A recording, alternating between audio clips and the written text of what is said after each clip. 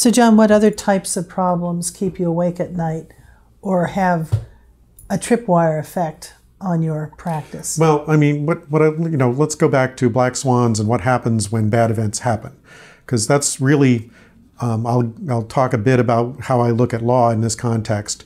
But the concern that I have is that, you have a bad thing happen, whether it's expected or not, but a bad thing happens. If it's the kind of bad thing that people don't understand, that it looks very threatening, then you might get something of a public uproar around it, a moral panic. Oh no, horrible things are happening in the world and we don't understand them.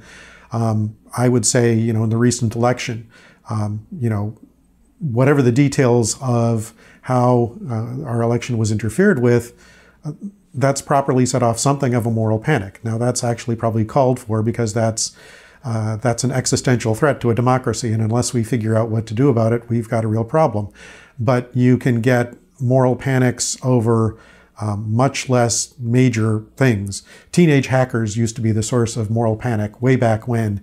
It's like those are the good old days. Those are the old days. That's right. But I remember when we need to bust the 18-year-olds because they've figured out these things that make adults very, very nervous because the adults don't understand them. But if that happens, if it starts hitting the papers, then you get calls for we must do something. And what is it that legislators and regulators know how to do? Laws. Right.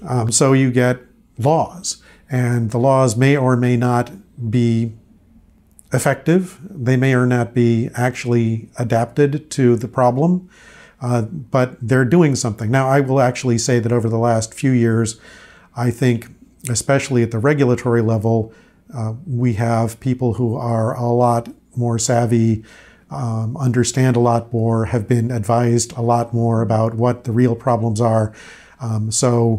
Fortunately, Congress doesn't seem to be as inclined to do something as it used to be, and the regulators are more proactive and more informed. So that's helpful, but it can still happen. And then another bad thing that happens if you've got a black swan and a moral panic is your financing may dry up. Investors may flee your organization. If you have a massive data breach, at the very least, it's going to be expensive, and a lot of people will be unhappy, and some people may lose their jobs. And in all of this, really, laws, as far as I'm concerned, are kind of tripwires. What happens is that, every organization is in violation of some law. And while I've just said that I think that the regulators are doing a much better job, I also think it's the case that you can still take most laws, for example, the HIPAA security regulations, Federal Trade Commission security regulations, and if you were to do a rigorous audit of any organization subject to those, you would find that even a very competent organization is in violation of something. Therefore, if your organization has had a black swan event and there's a moral panic around it, if a regulator wants to do something, they can penalize you.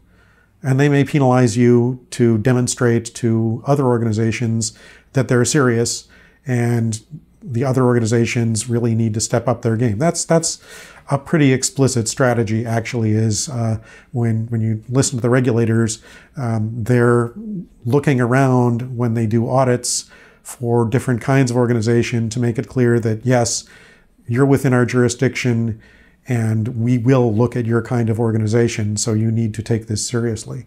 So, if you're a regulated entity, and you are, no matter what it is you're doing, as a law firm, a very small law firm, but nonetheless a law firm, I'm regulated ethically and under HIPAA because I get protected health information from clients. I need to make sure that I cover my bases as well. I have 35 pages of policies. My office is about 8 feet wide by 12 feet with one person in it and 4 computers. But I need to have policies because the law says that I do, so I do that.